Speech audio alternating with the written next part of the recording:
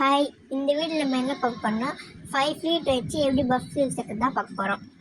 இப்போ shoulder centre பாயிண்டில் 3/4 inch எடுத்து 2 பக்கம் மார்க் பண்ணிக்கணும்.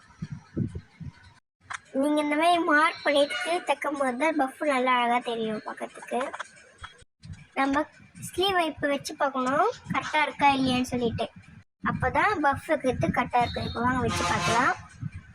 இப்போ நாட்சி இருக்கையே அதுக்கு நேராக வைக்கணும். வச்சுட்டு இப்போ இழுக்காம அப்படியே தைக்க ஆரம்பிக்கணும். தைச்சிட்டே வரணும்,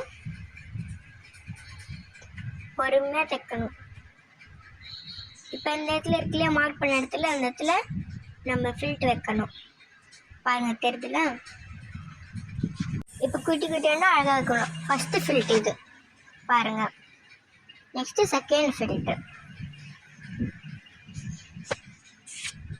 செகண்ட் ஃபில்ட் வச்சுமா. இப்போ தேர்ட் ஃபில்ட்டு.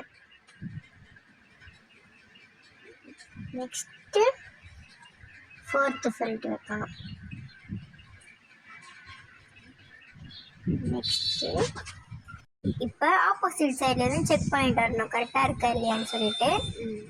செக் பண்ணிகிட்டே வந்து நெக்ஸ்ட்டு அந்த 5th ஃபில்ட்டு வச்சிடணும். பாருங்கள், நீங்கள் ஒழுங்காக செக் பண்ணால் தான் ஒரு ஃபில்ட்டு அழகாக இருக்கும். சுத்தமா வச்சுட்டு தைச்சிடணும். இப்போ ஃபுல்லாக தைச்சிடணும். அவ்வளோதான், 5 ஃபீட் ஓவர். இழுக்காமல் அப்படியே தைச்சிட்டு வரணும் பொறுமையாக.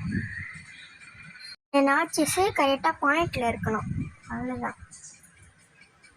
பாருங்கள், பஃப் ரெடி ஆகிட்டு அழகாக இருக்குது பாருங்கள். இதுதான் 5 ஃபீட் அழகாக இருக்கா